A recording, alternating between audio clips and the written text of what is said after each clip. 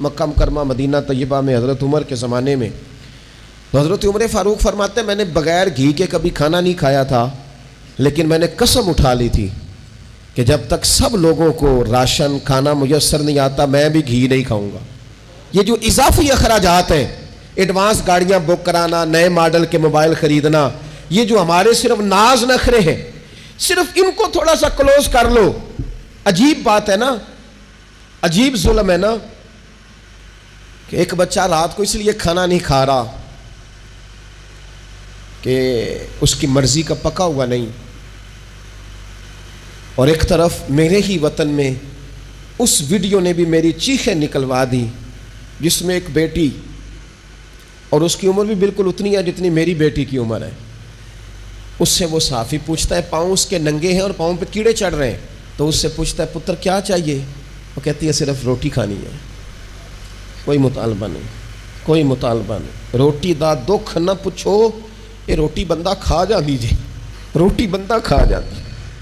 اللہ کریم نے فرمایا وَتَعَاوَنُوا عَلَى الْبِرِّ وَالتَّقْوَى، جب تقوی اور پرہیزگاری کا معاملہ ہو تو ایک دوسرے کے ساتھ تعاون کرو، ایک دوسرے کے ساتھ تعاون کرو، ایک دوسرے کا آگے بڑھ کے بازو تھامو، خیر کے کاموں میں ایک دوسرے کی مدد کرو، آگے نکلو۔ ہو جاتا ہے کبھی کبھی ایسا کہ ایک بھائی کے پاس بہت زیادہ مال ہوتا ہے، دوسرے کے پاس کم ہوتا ہے، اور نبی پاک صلی اللہ تعالیٰ علیہ وسلم نے ارشاد فرمایا کہ یاد رکھنا اللہ تبارک و تعالیٰ اتنی دیر تک تمہاری مدد کرتا ہے جب تک تم اپنے بھائی کی مدد کرتے رہتے ہو، اللہ تمہارا مددگار رہتا ہے۔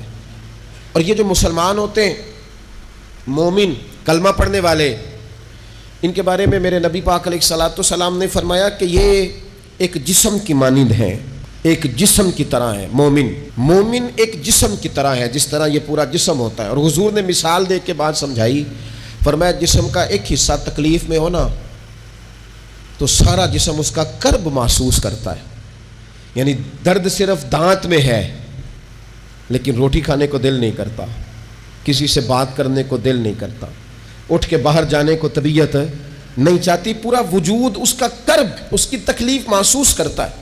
فرمایا جس طرح ایک جسم کے ایک حصے کو تکلیف ہو، آپ مجھے بتائیے نا، آپ کے دانت میں تکلیف ہے تو کیا کبھی آپ کے دماغ نے کہا ہے کہ ڈاکٹر کے پاس نہیں جانا؟ پیروں نے کہا ہے میں نے نہیں چل کے جانا، یہ تو مسئلہ صرف اور صرف دانت کا ہے، دانت جانے، اس کا کام جانے؟ ایسا ہوتا نہیں۔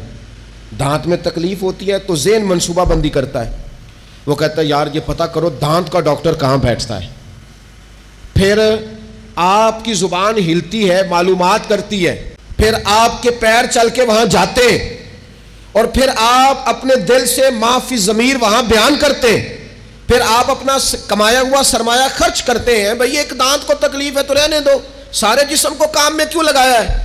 تو معنی یہ ہے کہ جب جسم کا ایک حصہ تکلیف میں ہو باقی سارے سپورٹ کرتے ہیں تاکہ وہ ٹھیک ہو جائے۔ تو حضور نے فرمایا میرے سارے مومن ایک جسم کی طرح ہیں، سارے مکے سے ہجرت کر کے مدینے آئے، گھر بار پیچھے رہ گئے، جائیدادیں پیچھے رہ گئیں، کاروبار پیچھے رہ گئے، حضور نے فرمایا تم بھائی ہو۔ لیکن وہ صحابہ تھے نا، انہوں نے بھائی بھائی اپنے آپ کو صرف تقریروں میں نہیں سمجھا تھا، انہوں نے اپنے آپ کو بھائی بھائی صرف محفلوں کے نعروں میں نہیں سمجھا تھا، انہوں نے اپنے آپ کو بھائی بھائی صرف ادیب شاعر کی شاعری میں نہیں سمجھا تھا، وہ من سے ان کی آوازیں آتی تھی ہم سچ مچ کے بھائی ہیں، انہوں نے طے کر لیا تھا کہ ہم بھائی ہیں۔ لہذا جب حضور نے کہا نا آپ تمہارے بھائی وہاں سے ہجرت کر کے آئے ہیں تو ان کی مدد کرو، تو پھر انہوں نے صحیح والا بھائی سمجھا، دھاگا رکھ کے اپنا گھر تقسیم کر کے آدھا اپنے بھائی کو دیا، کاروبار بانٹ کے اپنے بھائی کو دیا، جس کے پاس 4 اونٹ تھے اس نے 2 اپنے بھائی کو دے دیے، چلتے کاروباروں میں بھائیوں کو شریک بنا لیا۔ انہوں نے انہیں اس طرح کر کے رکھا کہ پھر وہ جو مہاجر تھے وہ مہاجر رہے ہی نہیں، انہیں یوں لگا کہ ہم تو ایک گھر سے اپنے دوسرے گھر میں شفٹ ہوئے، انہیں کسی جگہ بھی کوئی تکلیف نہیں آئی۔ لیکن امیر آدمی غریب کو بھائی سمجھنے کو تیار ہوتا نہیں، تگڑا بندہ چھوٹے کے قریب جانے کے لیے راضی ہوتا نہیں۔ جب تک وہ خاص ذہن نہ بنے جو ذہن ہمیں رسول پاک صلی اللہ علیہ وسلم نے عطا کیا، اتنی دیر تک انسان اس مقام تک پہنچ نہیں سکتا جہاں وہ اپنے بھائی کے لیے خیر کا معاملہ کرے۔ تو ایک تو یہ کہ ہمیں آگے بڑھنا چاہیے، ان لوگوں کو اپنا بھائی جاننا چاہیے۔ چوتھی بات، اسلام کے اندر نا ہر ذی روح کے ساتھ نیکی کرنے کا اجر ہے، ہر تر جگر والے کے ساتھ نیکی کرنے کا ثواب ہے اسلام کے اندر۔ جو تر جگر رکھتا ہے، جس کے وجود میں روح ہے، اس سے نیکی کریں، اجر ملے گا۔ صحیح حدیث میں موجود ہے نا، اور میرا خیال ہے آپ سب کو وہ حدیث آتی ہے کہ نبی پاک علیہ السلام نے فرمایا کہ ساری زندگی گناہ کرنے والی عورت نے کتے کو پانی پلایا تھا تو رب نے بخشش فرما دی۔ کتا حلال جانور بھی نہیں، کتے کو پانی پلایا، ساری زندگی کے گناہ تھے، اللہ نے معاف کر دیا۔ کوئی بھی تر جگر والا ہو، آپ مجھے بتائیے ایک کتے کو پانی پلانے سے رب معاف کرتا ہے، تو اگر کوئی کسی انسان کی خدمت کرے، اور نرا انسان نہیں مسلمان، اور نرا مسلمان نہیں مدینے والے کا غلام، رسول اللہ کا کلمہ پڑھنے والا، اس کے ساتھ نیکی کرنے سے اللہ کتنا اجر عطا فرمائے گا۔ تو عزیز بھائی، مخلوق خدا سے جب لوگ پیار کرتے ہیں، جب لوگ محبت کرتے ہیں، اور جب ہمارے دل نرم، ہمیں نا مادہ پرست بنایا گیا ہے کچھ عرصے سے، ہمارا ذہن بنا دیا گیا، اور یہ ڈھیر سارے لوگ ہیں جو تقسیم کرتے ہیں ذہنوں کو، ڈھیر سارے لوگ، اس میں بعض مذہبی لوگ بھی شامل ہیں الا ماشاءاللہ، جو ذہن تقسیم کرتے ہیں، چھوٹی چھوٹی اپنے لالچ کے لیے لوگوں کو ایک دوسرے سے دور کرتے ہیں۔ یہ تقسیم کار ہمارا عام حصہ ہے، عام جز ہے۔ یاد رکھنا، جب قومیں مادہ پرست ہو جاتی ہیں نا، جب وہ ہر چیز کو پیسے میں تولتی ہیں اور پہلے اپنا نفع دیکھتی ہیں، پھر وہ معاشرہ انسانوں کا معاشرہ نہیں رہتا، وہ تاجروں کا معاشرہ ہوتا ہے۔ وہاں ہر چیز سیل ہوتی ہے، بیچی جاتی ہے۔ دوستو، قلبی طور پر جب دلوں میں گنجائش ہوتی ہے، جب ہمارے دلوں میں وسعت ہوتی ہے، جب ہمیں پیار کرنا آتا ہے، 2 آدمیوں کا کھانا 3 آدمی کھا سکتے ہیں، شرط یہ ہے کہ وہ تیسرے کو بٹھانے کی وسعت رکھتے ہوں۔ 4 آدمیوں کا کھانا 5 آدمی کھا سکتے ہیں، شرط یہ ہے کہ ان کے دلوں میں گنجائش موجود ہو۔ یاد رکھنا، ایک چھت کے نیچے ایک ہی گھر کے اندر 4-5 خاندان گزارا کر سکتے ہیں، شرط یہ ہے کہ ان کے دلوں میں گنجائش موجود ہو۔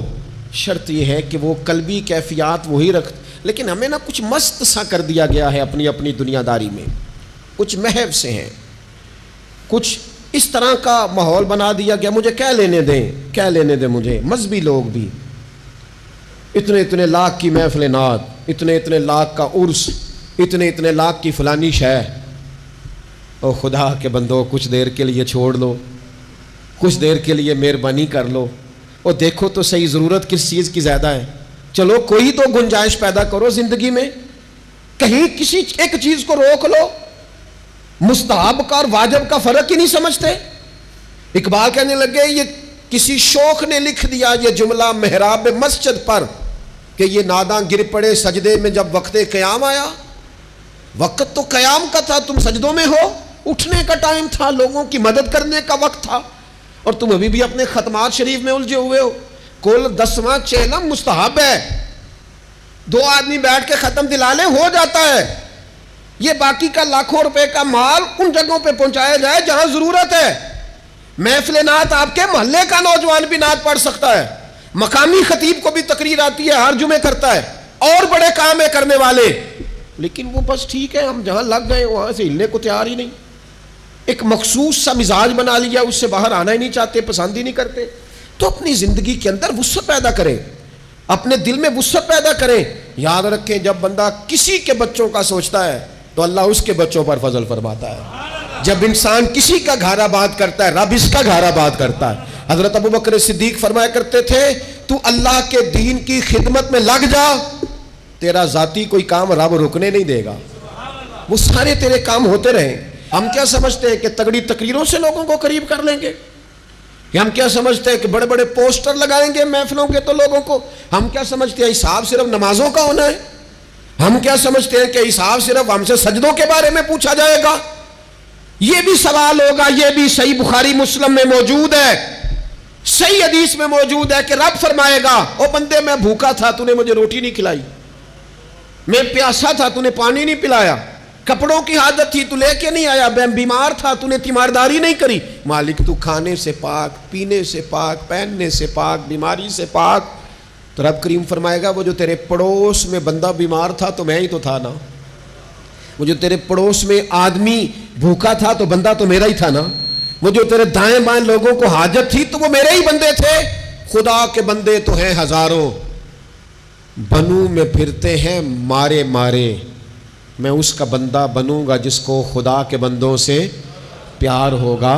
کچھ نہ تھوڑا سا اپنے دلوں میں وہ کیا بات کی تھی ساگر نے، اس نے کہا تھا کہ یہی ہے ذوق عبادت کی انتہا ساگر، او غم حیات کے ماروں کا احترام کرو۔ یہ جو غم حیات کے مارے ہیں ان کا احترام کرو۔ ایک 100 گھر تھا مدینہ شریف میں، امام ابو نعیم نے اس کو لکھا ہے۔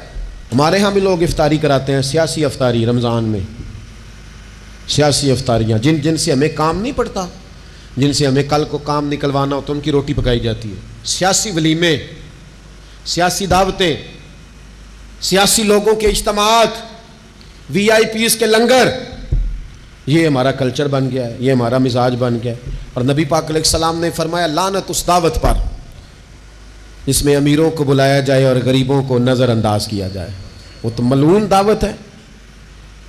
100 گھر پورا تھا مدینہ منورہ میں، جس میں 3 وقت کا کھانا، بچوں کے کپڑے، اگر کوئی بیمار ہو جاتا تو دوائیاں، اور دے کون جاتا ہے اللہ ہی بہتر جانتا ہے۔